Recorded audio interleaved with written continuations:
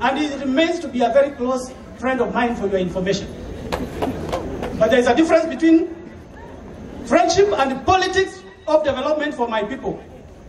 The moment he started the narrative that you do not need to benefit as Kamba people because you do not have enough shares, hapo mimi ndio tulio. Na shangaa ati wengine hapa wanasifu Matiang'i. For what business? The same fella, wakati wa Uhuru mmekuwa juzi mnasema this guy anaua watu, anaweka River Yala. Let us be honest with ourselves, because if we are not careful, katika hiyo watu yote yule mtu clean kidogo hapo ni Kalonzo. Hao wengine ni kule kabisa. And we will be here to witness. Wale viongozi wanataka kuitisha kura wakae chini ili tupate IEBC that is independent. I want to report, unfortunately, that IEBC has already been, names have been forwarded to Parliament, but there was no consultation. Party leader wa Wiper was not consulted. Any of the leaders within the side, ya People's Loyal Opposition, were not consulted. Na hiyo ndio tunajiuliza, we will try what we can, hata tutaenda kotini. Lakini what we have seen, ni kwamba wale wamechaguliwa, some of the people that have been named as commissioners, ni rafiki and cronies of the UDA brigade.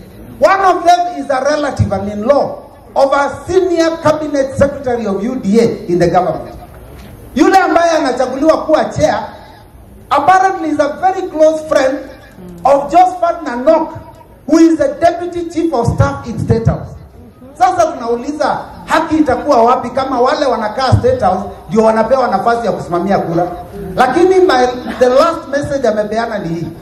It does not matter, Mr. President, even if you appoint yourself as the chair of IEBC, Kenyans are tired. In 2027, asubuhi, tumesema kitu moja, RMG, Ruto must. Mambo ya kucheza, viongozi hawafai kucheza na madhabahu. Madhabahu hapana mahali ya kucheza nayo. Uwezi lete kwa kanisa pesa ya wizi, ama pesa uwezi eleza umetoa wapi. Na ndio uliona hata kando ilikataa kuwaka. Inakuwaka namna hiyo. Na hiyo ni ishara ya kusema mele teken upale. Nimekuwa nikitembea pia na Mheshimiwa Kalonzo. Inje kule anaenda, kama wa Munyoro tulikuwa pamoja, Kisii tulikuwa pamoja, na kwengine kwingi. Watu kule nje wanasema ule mtu anaona ni mweupe kama pamba, na si hafu, si nusu kawaya, ni 100%. Ni 100%.